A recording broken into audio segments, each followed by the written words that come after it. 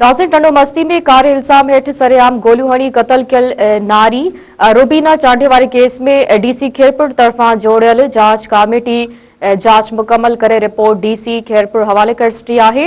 Update वधीक मालूम कई था सैफुल पोटू खां। सैफ, छा वधीक अपडेट आहे इन हवाले सां?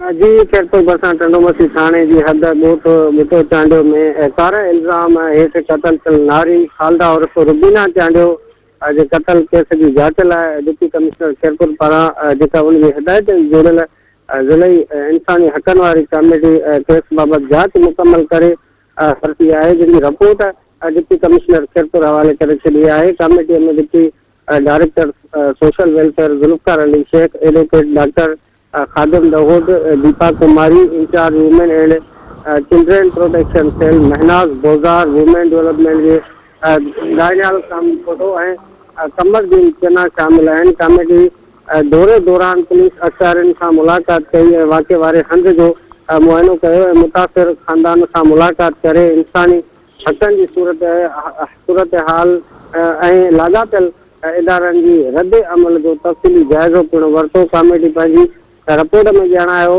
आहे त वाक़ियो गैरत जे नाले ऐं जिनसी तशद्दुद जो वाज़ो केस आहे। पुलिस जी वक़्त सिर कार्रवाई ऐं इदारे जे रद्द अमल में कमज़ोरी साम्हूं आयूं आहिनि, जॾहिं त मुतासिर ख़ानदान जी वक़ार ऐं बुनियाद इंसानी हक़नि जी भञकणी पिणु थियूं आहिनि, जंहिं लाइ फौरी कार्रवाई, एहतसाब ऐं तहफ़ुज़ जी क़दमनि जो अशद ज़रूरत जी सिफ़ारिश कई आहे। कमेटी रिपोर्ट तयारु करे बाज़ाब्ता तौर ते डिप्टी कमिश्नर खेरपुर खे पेश कई वई आहे। वाक़े में मुलविस समूरे जवाबदारनि जी फौरी गिरफ़्तारी ऐं शफ़ाफ़ जांच खे यकीनी बणाए वञे ऐं गैरत जे नाले ते क़त्ल ख़िलाफ़ लागू थींदड़ कानून ते सख़्ती सां अमल दरामद कयो वञे। इदारे जे एहतसाब में निज़ामी सुधारनि खे यकीनी बणायो वञे।